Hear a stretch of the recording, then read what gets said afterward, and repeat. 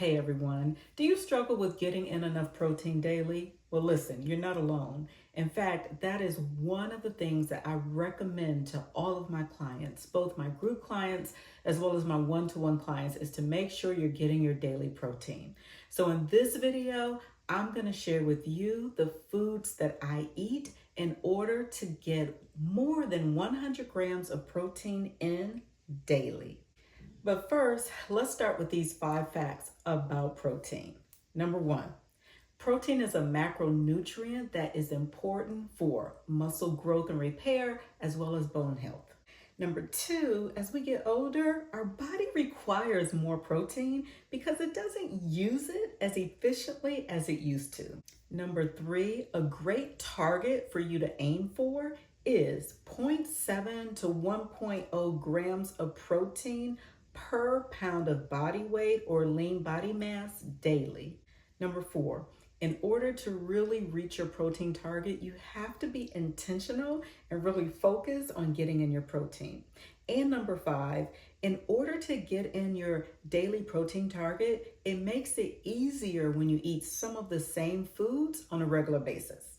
All right, so let me share with you what eating 100 grams of protein, actually over 100 grams of protein daily, looks like for me. All right, starting with breakfast. So for breakfast, I usually eat the same thing for breakfast. It just makes it easy for me, and I'm all about being easy. So for breakfast, this is a really good example of how when you combine different foods, you'll meet that protein goal. So for breakfast, I usually eat about 36 grams of protein. Here's how. I have 2 boiled eggs and a piece of toast. So the 2 boiled eggs is about 12 grams of protein. The piece of toast is about 4 grams of protein. So right there, I have 16 grams of protein, but I'm not finished. Then I have a serving of yogurt and some fruit. The fruit doesn't really give you any protein, but it's really great to have fruits and veggies. But that yogurt gives me 20 grams of protein in one serving. So when you put that together, that gives you about 36 grams of protein. And this is what I eat for breakfast practically every single day. By the way, when you can start your day with a breakfast that'll give you at least 30 grams of protein, that is a great way to lay your foundation for protein for the day, and then you can just build on it. So, lunch for me varies, right? I have a different lunch every day, so it's not quite as consistent as my breakfast. But for this example, I made a salad. And on that salad, I topped it with skinless, boneless chicken thighs. And I baked the chicken thighs. Well, this particular salad has 40 grams of protein. The reason it has 40 grams of protein is because of the portion size that I used for my chicken.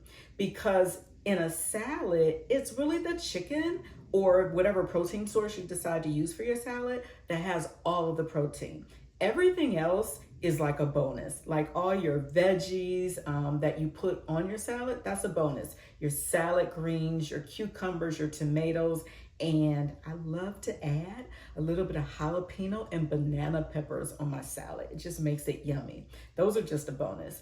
But this salad was 40 grams of protein. So right now I'm up to about 76 grams of protein for the day. Now, before I move on to what dinner might look like, let me back up for a second, because if you notice that breakfast that I shared with you, the 2 boiled eggs, a piece of toast, the yogurt, and the fruit, that is an easy breakfast. So let's say you work. That's a takeaway breakfast. Like you can take that to work with you if you don't have time to eat at home. You can boil those eggs in the morning and the piece of toast, whether you toast it at work or whether you just take a slice of bread, and then the yogurt and the fruit, all of that is like a breakfast to go. So you can eat it at home or you can eat it at work Or you can eat part of it in the car and eat the rest of it at work. But it's really simple. You want to make this accessible. And the lunch that I shared with you, those chicken thighs that were baked, I didn't bake that day. I baked those chicken thighs the day before because again, I'm all about number one, planning and prepping, and just it has to be easy because who has the time to actually cook their lunch at that moment? Nope. Make sure you plan and prep ahead. So you might bake several chicken thighs for the week that you can use at least 2 or 3 days for lunch for an entire week. Make things as easy and as accessible as you can. Now, dinner varies for me also. But I usually have some type of fish or some type of chicken or some type of seafood for dinner. So here's an example. One day last week, I had some pan-seared halibut. And what I did was I actually took it raw and weighed it on a food scale, and it measured out to about 208 grams using a food scale. That 208 grams of halibut gave me about 38 grams of protein. That's amazing. When you can have one serving of protein giving you anywhere from 30 to 40 grams, that's what you want to aim for.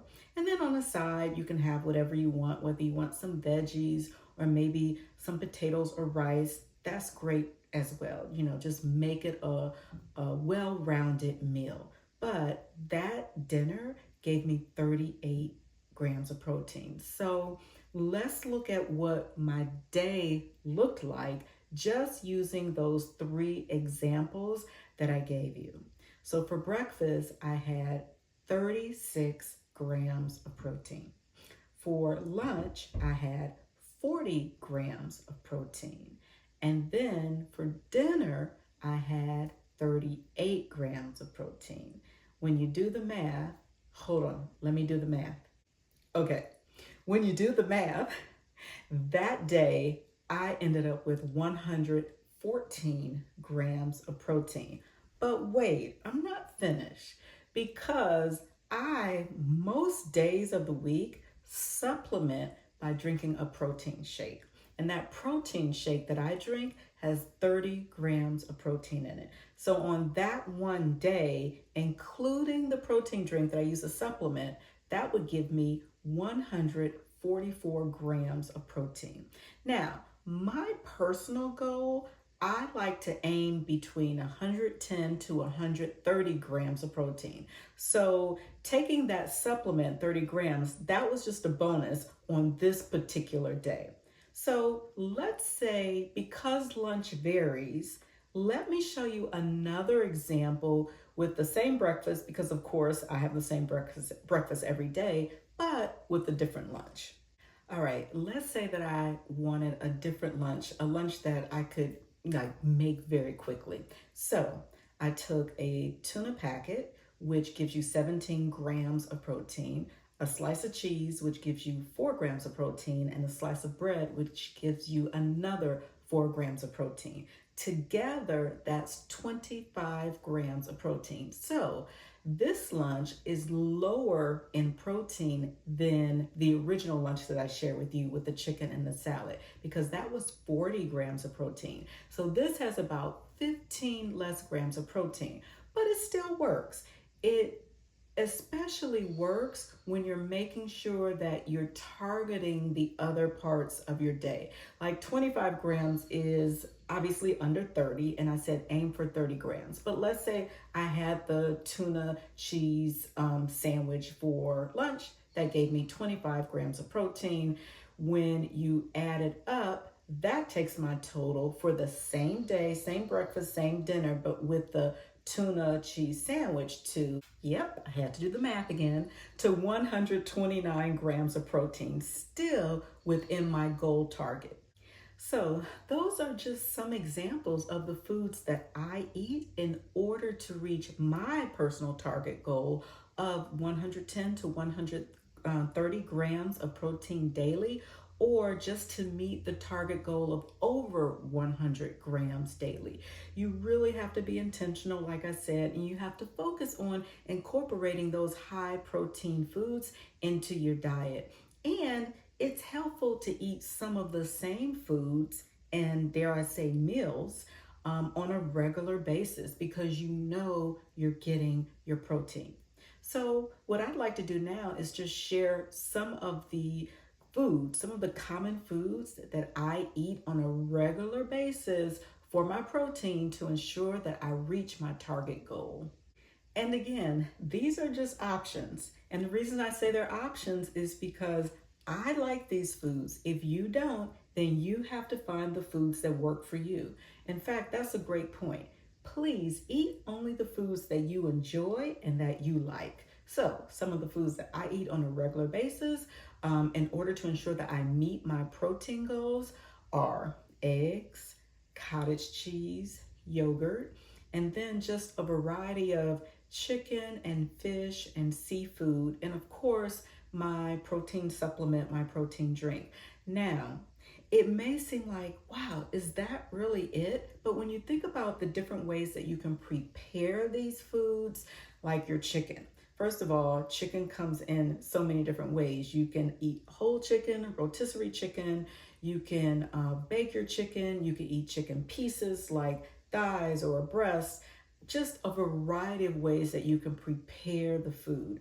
Same thing with the fish. There's so many different varieties of fish and different preparations of fish that you really don't get bored, even though this list that I'm sharing looks very limited. Again, the key is to eat the foods that you enjoy. All right, so here are 3 things that you can do right now if you want to make sure that your protein target, eating 100 grams or more, that you can meet that target for the day. First of all, make a list of all of the protein sources that you enjoy. Write it down, make that list. Number 2, make sure that you include one of those protein sources in each one of your meals daily. And number 3, make sure that you increase the portion size of that protein that you select, because we typically don't eat enough of that protein. Those 3 things will set you on your way to ensuring that you eat at least 100 grams of protein every day. Ladies, you know that eating enough protein is great for your muscles and bones? Well, here's a bonus.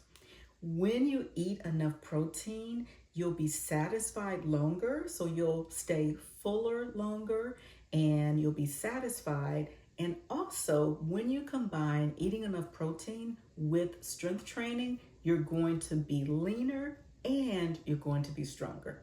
Well, I hope this video was helpful to you. It was all about protein and how to make sure that you reach 100 grams of protein each day.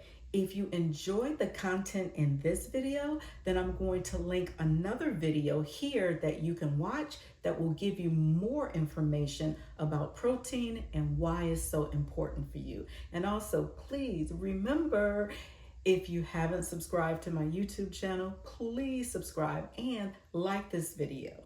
Thanks so much for tuning in.